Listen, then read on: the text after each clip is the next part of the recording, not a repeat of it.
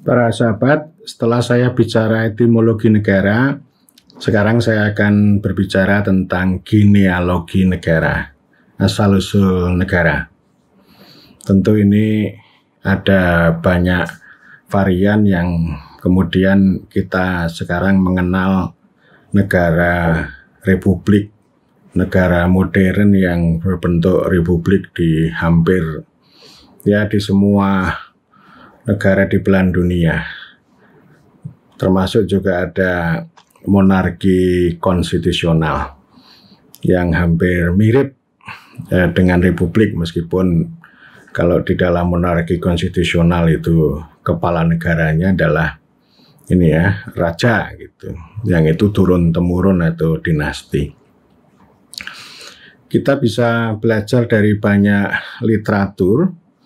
Yang paling gampang dipelajari itu dari Aristoteles. Dia melihat tentang asosiasi manusia, perkumpulan atau persekutuan manusia. Ada 4 persekutuan manusia yang digambarkan oleh Aristoteles. Yang pertama adalah keluarga. Ini di ruang privat di keluarga ini sebagai asosiasi manusia untuk merajut kebahagiaan. Keluarga, dan sampai sekarang masih tetap ada keluarga. Kemudian yang kedua adalah society atau masyarakat. Ini nanti ada masyarakat yang sifatnya lokal, ada masyarakat yang global, ada masyarakat yang sifatnya konkret, kumpulan orang-orang. Tapi juga ada masyarakat dalam bentuk sebuah idea, sebuah gagasan. Misalnya masyarakat adil makmur, ini persekutuan orang-orang yang bersifat imajiner tapi punya gagasan yang menuju masyarakat adil makmur seperti Indonesia. Jadi masyarakat itu kumpulan orang-orang gitu kumpulan orang-orang yang berkumpul gitu, atau orang setelah mengakhiri tradisi nomaden meramu begitu, lalu mereka berkumpul, lalu membuat pemukiman, lalu saling tolong-menolong, bekerja sama. Jadi ini masyarakat ini sebagai asosiasi untuk membangun solidaritas di antara mereka, kerjasama di antara mereka Terutama ini kalau Aristoteles melihatnya komunitas yang nyata, komunitas lokal yang masih sangat terbatas. Kemudian yang ketiga adalah asosiasi manusia bernama desa. Jadi desa ini adalah tradisi alamiah umat manusia di belahan dunia. Ini bisa kita sebut sebagai masyarakat yang berpemerintahan. Jadi tidak hanya masyarakat menggalang solidaritas kerjasama, tetapi desa itu sebagai persekutuan masyarakat, persekutuan manusia untuk menyelenggarakan pemerintahan sendiri, yang kemudian kita kenal sebagai self-governing community. Jadi mereka mengatur, mengurus kepentingan masyarakat setempat itu, entah itu air, pemukiman, tanah, bahkan juga keamanan. Sehingga ini sering juga disebut sebagai masyarakat luas atau negara kecil. Kalau menurut antropolog masyarakat luas artinya tidak hanya terdiri dari pemukiman atau rukun tetangga, tapi ini sudah lebih luas karena ada pemukiman yang satu dengan pemukiman yang lain. Itu penting untuk saling bekerja sama begitu. Dan juga sering juga disebut sebagai negara kecil karena desa itu rata-rata punya teritori punya teritori yang begitu jelas untuk mengikat kumpulan atau persekutuan masyarakat tersebut. Jadi ada organisasi kekuasaan, ada hukum lokal, ada kepentingan hajat hidup orang banyak. Sehingga ini disebut sebagai microstate atau petty state atau negara kecil gitu. Intinya menurut Aristoteles bahwa desa itu sebagai asosiasi manusia untuk menciptakan social order, tatanan sosial yang ada di komunitas lokal itu. Ini yang ketiga. Kemudian yang keempat, ini asosiasi manusia bernama negara. Jadi negara atau dalam pengertian ini polis, ya, menurut Aristoteles itu sebagai asosiasi pamungkas, ya, sebagai asosiasi final umat manusia untuk mencapai kesempurnaan warga negara. Jadi artinya ini tidak hanya sekedar menjaga tatanan sosial, tapi ya kesempurnaan warga ini. Bahkan dia akan berbicara menciptakan keamanan ketika berhadapan dengan negara-negara yang lain. Gitu. Jadi orang itu butuh rasa aman, butuh bahagia di rumah tangganya. Jadi artinya ya masyarakat, desa maupun keluarga ini bisa punah, bisa hancur kalau tidak dilindungi oleh negara. Apalagi kalau diserang oleh kekuatan negara dari tempat lain. Yang itu saya kira berdasarkan pengalaman pada masa itu, ya misalnya antara Athena, Sparta, Macedonia, kemudian negara-negara yang lain, ya ada tradisi homo homini lupus, manusia memangsa atas manusia yang lain, negara memangsa negara yang lain, ya, sehingga ini dibutuhkan negara yang kuat, ya, yang bisa melindungi, melayani, dan juga membahagiakan setiap orang. Jadi itu prinsip dasarnya, ya. Tetapi ada juga pemikiran Aristoteles, ya. Artinya kalau ini sudah ada negara, sudah ada polis, itu tidak perlu ada desa lagi. Tapi kalau orang berkumpul sebagai society atau orang berkumpul sebagai family, itu hal yang biasa, yang lumrah. Tetapi yang membedakan antara society, keluarga dengan desa, karena desa ini punya teritori, punya kekuasaan, punya hukum. Sehingga ini memang semua ini, unsur-unsur desa ini lebih baik diintegrasikan ke dalam negara atau ke dalam polis. Jadi hukumnya itu tersentralisasi di tangan negara, bukan di tangan desa. Jadi desa itu lebih baik lenyap lah gitu ya. Dan itulah nanti akan saya ceritakan berikutnya bahwa desa di Eropa itu sebagai kesatuan masyarakat hukumnya itu kemudian dilenyapkan oleh negara. Dan inilah yang kemudian menjadi satu poin, ya, negara kota ini tipe yang pertama. Ya, negara kota ini tipe yang pertama. Artinya ya ini genealogi negara itu nomor satu itu kemunculannya di itu tadi pada negara kota itu. Itu yang pertama. Kemudian yang kedua, kalau kita merujuk pada sejarawan Quentin Skinner, ya negara itu asosiasi manusia yang secara spesifik menunjuk pada kerajaan, di mana sang raja itu sebagai kepala negara. Ini yang kedua, itu kerajaan. Dan kerajaan ini saya kira ada di mana-mana, entah itu di United Kingdom, di Inggris, di India, yang kemudian juga punya pengaruh sangat luas, termasuk di Nusantara. Jadi cikal bakal negara kita sekarang ini itu bisa dirunut, bisa dirujuk dari kerajaan-kerajaan yang begitu kecil, ya, di berbagai tempat yang itu kemudian disebut sebagai negara atau bumi begitu. Jadi ini yang kedua, di mana ini kekuasaan itu secara absolut, ya, artinya negara itu adalah kerajaan, kerajaan adalah raja. Artinya negara itu sama dengan raja yang berkuasa secara absolut. Raja itu punya kedaulatan penuh atas negara itu. Dan tentu raja juga punya pasukan, punya kekayaan, punya ya banyak hal lah yang kemudian bisa menjadi besar. Dan memang ada yang kemudian runtuh, ya, saling berganti itu di mana-mana, entah karena pergulatan di dalam internal kerajaan sendiri antar dinasti, maupun juga karena pemberontakan dan pengkhianatan. Itu ada di mana-mana. Dan kita juga bisa belajar dari sejarah kita, ya kerajaan kita, negara di Nusantara ini silih berganti, entah karena konflik internal atau karena diserang oleh kerajaan lain, atau juga karena kerapuhan ya. Saya sering mengatakan bahwa kerajaan-kerajaan di Nusantara ini punya rentan rapuh karena tidak punya landasan yang kuat di tangan desa-desa yang ada di dalam wilayahnya itu.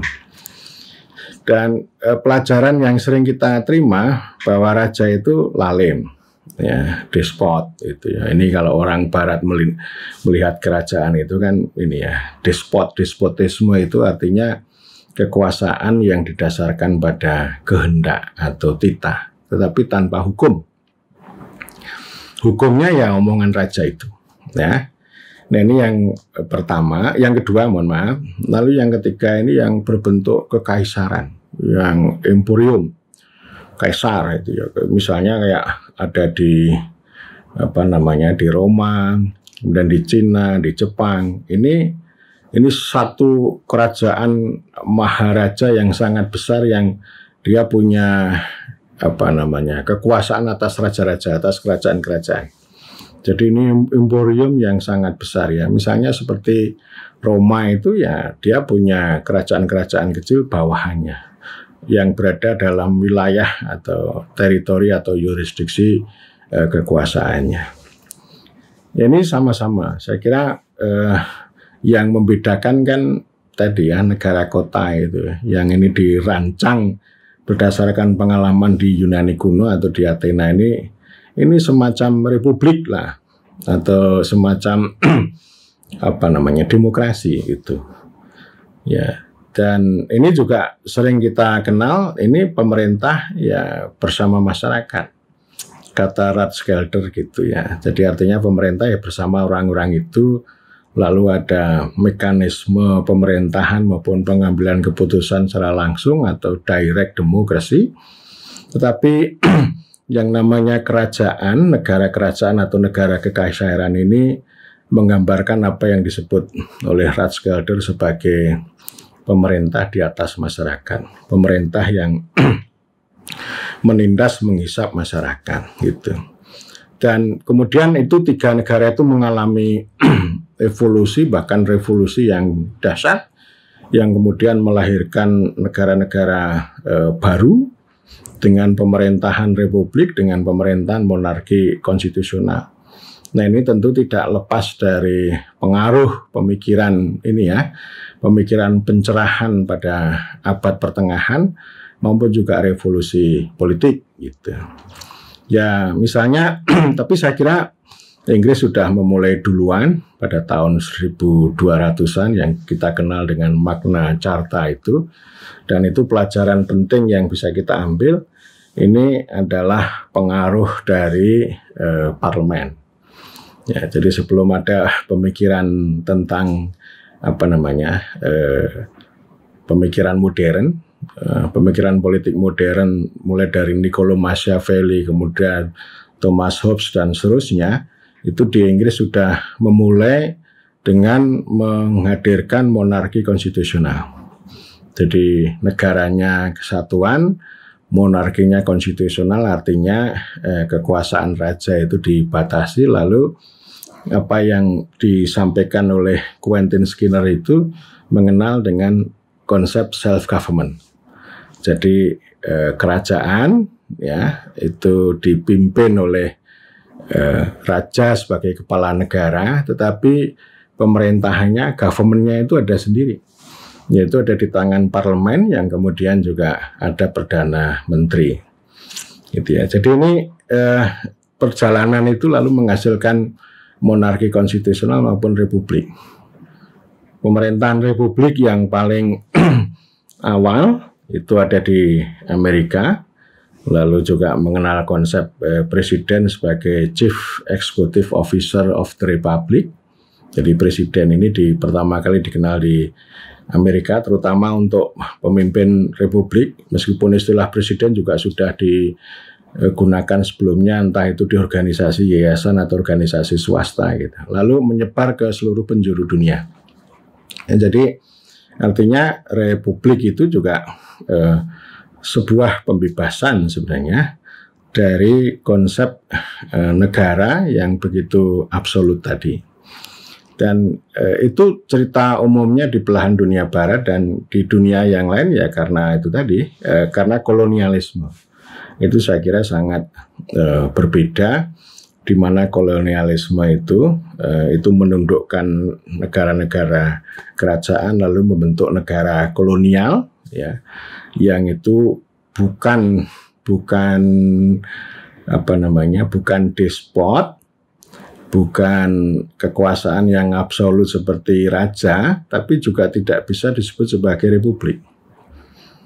Sangat berbeda. Ya ini ciri khas negara kolonial yang itu juga mewarisi Indonesia sampai sekarang. Jadi cita rasa kekuasaan yang lama, kekuasaan kolonial itu mau tidak mau juga membentuk cita negara pada hari ini. Paling tidak pengaruh kontinental Eropa begitu ya. Jadi ini kan tadi ada di Eropa itu selain ada pemerintahan republik dan pemerintahan konstitusional itu juga muncul namanya negara hukum atau Rechtsstaat yang kemudian itu sangat tradisinya sangat kuat di Eropa, terutama di Jerman dan juga di Perancis. Kalau di Perancis itu disebut sebagai negara Bonaparte itu ya, negara Napoleon Bonaparte itu. Jadi ini negara ini ya punya teritori yang jelas begitu, punya birokrasi yang sangat kuat, punya tentara yang dahsyat itu ya, punya hukum, unifikasi hukum. Ini sama seperti yang disarankan oleh Aristoteles tadi. Jadi artinya seluruh kekuasaan itu termasuk hukum itu dikonsentrasikan di tangan negara yang kemudian disatukan menjadi konsep negara hukum.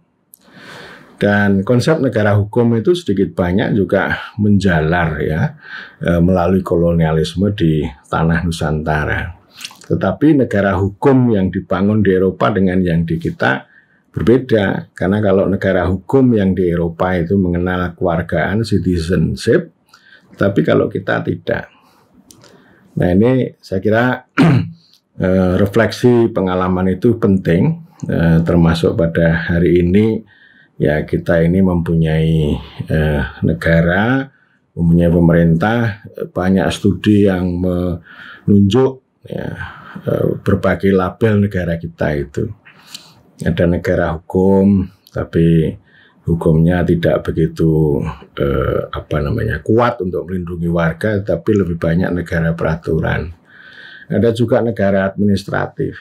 Jadi negara kolonial yang kemudian diwariskan ke Republik Indonesia itu disebut sebagai negara pegawai atau Beamtenstaat. Itu menurut sejarawan Hari Julian Benda. Ya, jadi nanti ini akan saya uraikan lagi di lain kesempatan. Artinya 3 cikal bakal atau genealogi negara-negara kota, negara kerajaan, negara kekaisaran itu mengalami evolusi yang begitu bervarian, entah itu di tanah Inggris ya yang kemudian mengenal pemerintahan konstitusional, kemudian sebagian negara di Eropa maupun Amerika yang mengenal republik, lalu yang ketiga ya tadi negara yang sangat kuat, negara hukum. Lalu yang lainnya lagi itu adalah negara kolonial. Jadi negara kolonial itu nanti akan mempengaruhi cita rasa negara kesatuan Republik Indonesia yang kita kenal pada hari ini. Terima kasih.